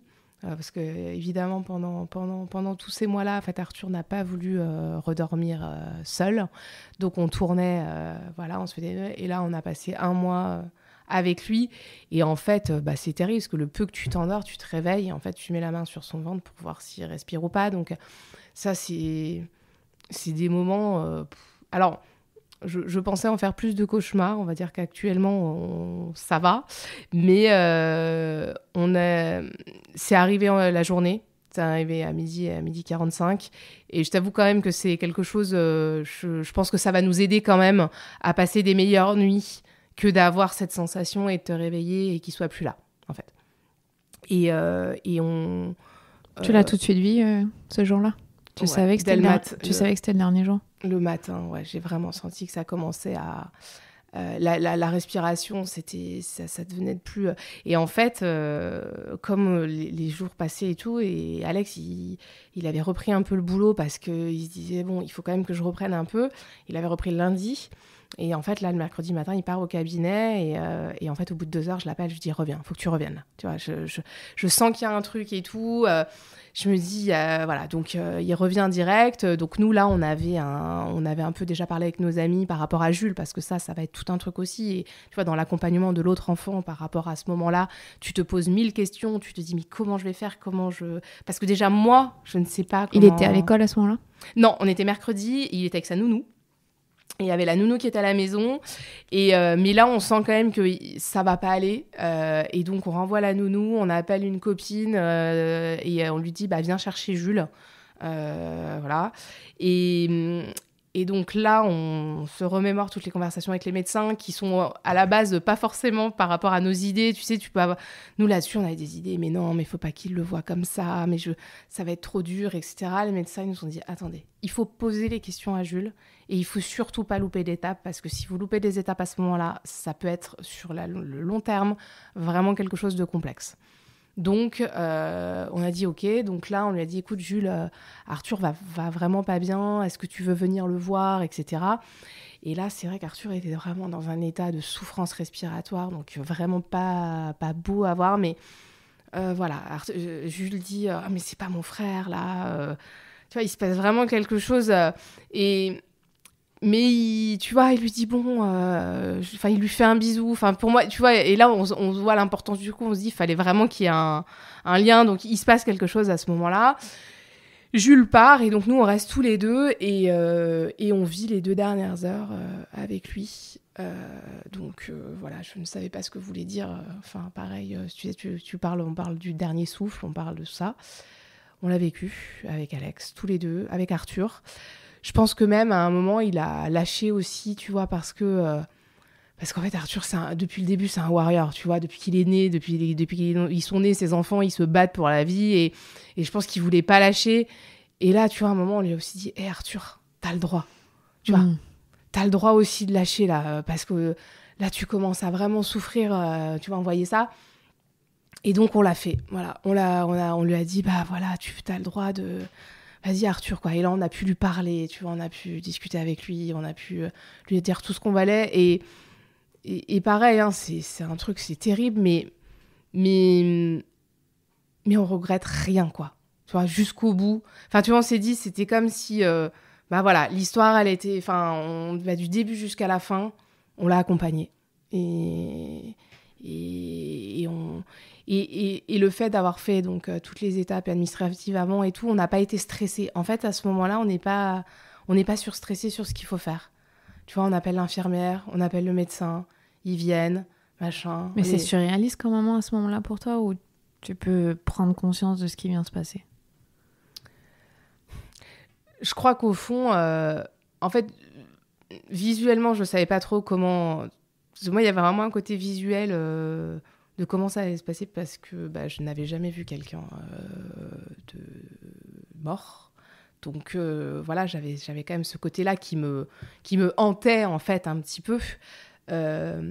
Entre le moment où toute sa matinée de souffrance et puis finalement le moment où il est parti, en fait, il avait le visage beaucoup plus apaisé, tu vois, et presque il avait retrouvé en fait son visage d'avant la maladie. Et c'est ça qui est aussi, tu vois, que je veux garder comme image parce que, comme dirait Jules, et moi j'ai exactement la même sensation que lui, par moment, il me dit, j'ai trop d'images dans la tête, là, comme ça, d'Arthur malade. Il dit, j'ai trop de trucs, là, qui me viennent devant, où c'est que Arthur malade. Et d'un côté, moi aussi, tu vois. J'ai parfois un peu du mal à avoir mon petit garçon qui était tout vivant, tout plein de... avec son vrai visage, entre guillemets.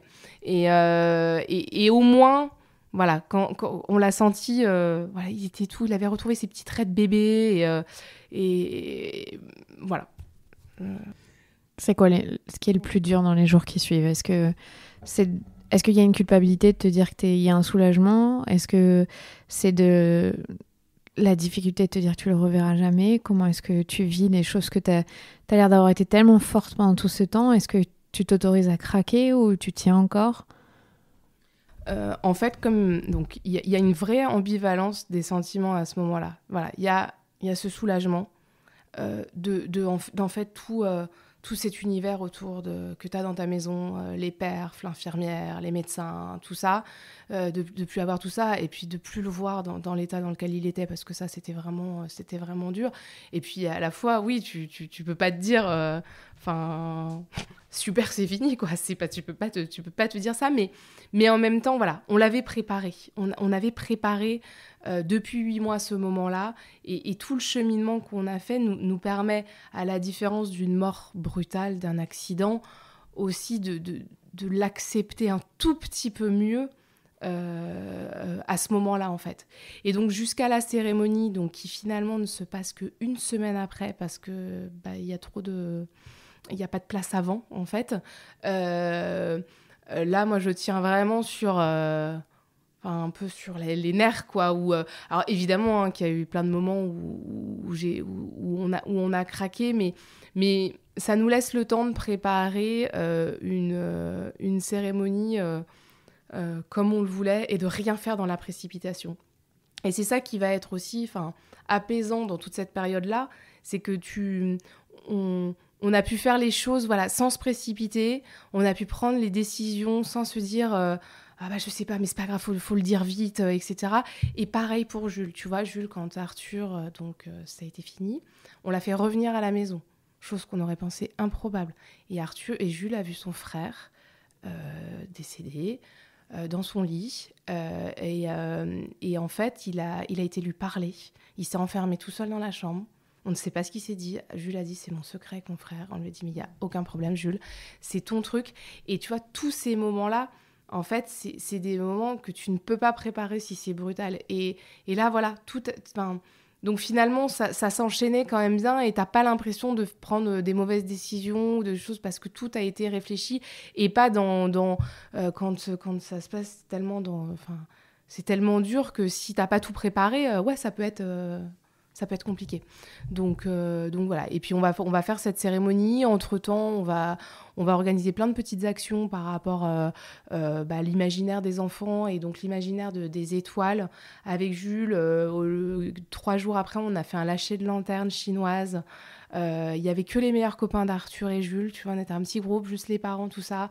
On a lâché ces lanternes, tous les enfants, ils lui ont parlé, ils disaient Arthur, faut que tu nous envoies tes super pouvoirs, ça va être magnifique, tu vas nous aider, etc. Et tu vois, il y a une semaine, il y a une petite fille, une copine d'Arthur qui m'a dit, bah tu sais quoi, je sais faire du vélo sans roulette et ça c'est grâce au super pouvoir d'Arthur. Et c'est beau, tu vois, ils ont tous cet imaginaire avec ça et ils en parlent beaucoup entre eux, en tout cas les copains un petit peu proches. Donc voilà, on a essayé de faire ça. Et puis la cérémonie, donc on était en nombre restreint parce qu'on avait le droit d'être 25. Et c'est pareil, Jules est venu. Une autre question où tu te dis, j'emmène mon enfant ou j'emmène pas mon enfant ? Comment on va faire ? Parce qu'il y avait le cercueil et ça au début tu te dis, mais comment je vais expliquer ? Parce qu'aujourd'hui il est parti dans les étoiles. Comment on explique ? Et finalement, nous on a pris un imaginaire pour le cercueil, on a appelé ça la boîte à souvenirs. Et en fait, comme Arthur est parti habillé en Capitaine America, qui était son super-héros préféré, et qui avait toutes les choses qu'il aimait dedans, en fait, c'était un petit peu la fusée qui lui emmenait toutes ses affaires. Et pour tout le monde, pendant la cérémonie, ça a aidé tout le monde à se dire, finalement, que Arthur n'était pas... voilà, de s'imaginer cette boîte à souvenirs. Et avec Jules qui était là, qui a chanté toutes les chansons, qui était joyeux, qui, quand nous, on a fait notre discours avec Alex, est venu dire un mot à la fin... et qui a amené en fait de la vie parce qu'en fait c'était ça c'est ça la suite aussi, c'est la vie avec Jules. On est 2 mois après. Comment est-ce que tu te sens aujourd'hui ? Je me sens donc actuellement c'est vrai que c'est une période c'est l'été, c'est super, il fait beau, il fait chaud, on voit les copains, on voyage beaucoup, donc c'est top. Donc ça on va dire que la période est plus propice à ce que ça aille un petit peu mieux. C'est sûr que sur l'avenir, la suite, ça peut... Je sais que la rentrée, par exemple, m'angoisse un petit peu. Ça va être la rentrée en CP de Jules. Donc, quand on va retourner un petit peu en fait, dans une routine. Là, c'est vrai qu'avec cette période qui est en plus une période actuelle un peu particulière quand même, où les gens ne travaillent pas forcément tout le temps, etc., où on peut voir du monde. Mais on profite quand même de tous ces moments-là, parce que je pense qu'on le mérite, qu'on en a besoin de lâcher un peu et de penser un petit peu à nous. Donc voilà, on essaye petit à petit de se reconstruire tous les 3 avec Jules. On est encore une fois très entourés. Et ça, c'est vraiment... c'est tout ce qu'Arthur, en fait, toute cette maladie, tout ce qu'elle a dégagé autour d'elle, toute la solidarité, la générosité, l'amour, les rencontres, les moments forts partagés, c'est aussi ça, voilà, qu'on a envie de retenir, même si aujourd'hui, oui, d'un garçon de 5 ans, ça doit pas se passer comme ça. Il y a quand même certaines choses qui te réconcilient un petit peu avec l'humanité et au fait qu'on peut... comme on le dit avec l'association, ajouter de la vie au jour, à défaut d'ajouter des jours à la vie. Et c'est ça qu'on veut encore transmettre et faire perdurer, c'est de se dire, on ajoute de la vie à toutes les journées. Et toi, comment tu vas ? Je vais plutôt bien, on va dire. Alors ça peut être déstabilisant de dire je vais plutôt bien, mais vraiment, moi, dans ma tête, j'ai vraiment l'impression de m'être préparée à tout ça. Et alors, j'ai évidemment des moments de manque qui sont très durs. Tu vois, par exemple, en ce moment, je ne peux pas regarder des photos. J'arrive pas. Et j'ai eu des périodes où, quand on a préparé la cérémonie, ça m'a fait un bien fou de regarder plein de photos, plein de vidéos. Là, là par exemple, voilà, en ce moment, j'y arrive pas, mais j'ai une philosophie qui est quand même assez positive de la vie et j'ai pas envie de. Et je sais que Jules m'aide aussi à faire ça. J'ai pas envie d'être. Alors il y aura forcément, il va y avoir des moments qui vont être compliqués, des passages dans 10 jours, c'est l'anniversaire des enfants. Ça va être très dur, je le sais. Mais voilà, j'ai envie de justement de profiter avec ma famille et avec tous nos amis et de vivre tout ce qu'on peut vivre et de la façon la plus positive possible. Merci beaucoup, Sandy. Je sais que c'est pas simple d'avoir accepté de raconter tout ça. On peut retrouver toutes les infos sur ton site, il y a sur le site des Étoiles Filantes, et on peut aider l'association. Et puis je pense que on pourra peut-être faire un jour un épisode ensemble. Tu me parles avec du recul pour Nouvelle Vie à 3. Avec grand plaisir, en tout cas, merci d'avoir écouté tout ce que j'avais à dire, mais c'est vrai que voilà, ça permet de transmettre certains messages, et si parfois ça peut aider d'autres familles qui pourront malheureusement connaître cette maladie, et surtout que ces familles-là n'hésitent pas à nous contacter sur les Étoiles Filantes, parce qu'on est là aussi et on a envie de continuer ce combat pour les autres enfants. Merci. C'était Sandy Tourondel, fondatrice de l'association Les Étoiles Filantes pour aider les enfants atteints de cancer. Retrouvez tous les détails pour aider sur leur site web, lien dans les notes. Je suis Clémentine Sarlat, votre hôte. Si vous avez aimé cet épisode, n'hésitez pas à le partager sur les réseaux sociaux @lamatrescence. Et sinon, mettez 5 étoiles, ça aide vraiment. Merci. Mon site web est en ligne, n'hésitez pas à y faire un tour, le lien est dans les notes également. On se retrouve à la rentrée, je vous souhaite un très bel été.